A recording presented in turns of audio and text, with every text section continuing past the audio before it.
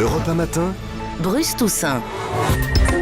Au nom du Père, du Fils et du Saint-Huit, voici Guy Birenbaum pour Vue du Net sur Europe 1. Bonjour Guy. Bonjour à tous. Le conclave qui débute demain au Vatican provoque un très grand intérêt sur le web et pas mal de tentatives de pronostics. Oui, quand Benoît XVI a été élu en 2005, Facebook avait à peine un an, Twitter n'existait pas et peu auraient pensé à parier en ligne sur le nom du pape. Le web a changé ce monde-là aussi. Le professeur Leighton Vaughan Williams, qui est directeur de l'unité de recherche sur les paris de la Nottingham Business School, affirme même que 12 millions d'euros pourraient être joués sur le nom du pape. Il y a comme un conclave 2.0 parallèle. Il va y avoir des paris en ligne sur le nouveau pape, comme sur le foot ou les courses de chevaux. Il y en a partout, allez-y. Alors il y a des paris aussi sur les sites d'information, les réseaux sociaux et les blogs sont à l'affût du moindre indice. Oui, premier pape sur Twitter, Benoît XVI a suscité l'intérêt des internautes et vu l'émeute mondiale, il n'y a pas d'autre mot, qui a eu lieu sur le web le jour où Benoît XVI a annoncé qu'il renonçait.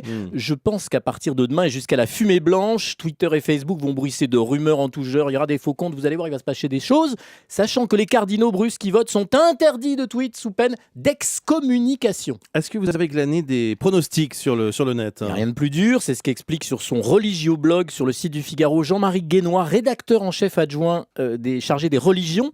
Son papier s'appelle Conclave. Cette façon de se tromper à coup sûr, pour lui, les précédents conclaves ont démontré la fragilité des prévisions. Ouais. Aucun conclave ne se ressemble. Il ne faut pas raisonner en termes nationaux ou continentaux, ni penser que l'élu sera ce qu'il nomme un candidat exotique, c'est-à-dire un latino-américain, un africain ou un asiatique. Il rappelle enfin que la moyenne des votes des 9 derniers conclaves est de 7 tours et demi de scrutin. Oui. Alors, il joue les prudents sur son blog, mais il a tout de même donné le nom du favori. La semaine dernière, sur le Figaro.fr, le cardinal Marc Ouellet.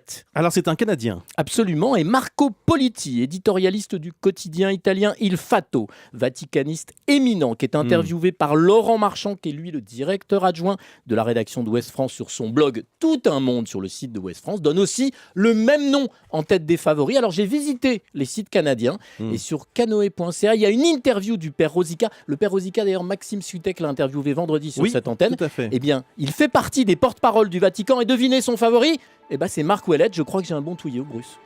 Peut-être qu'on pourrait faire un petit pari comme ça. Allons-y, parions.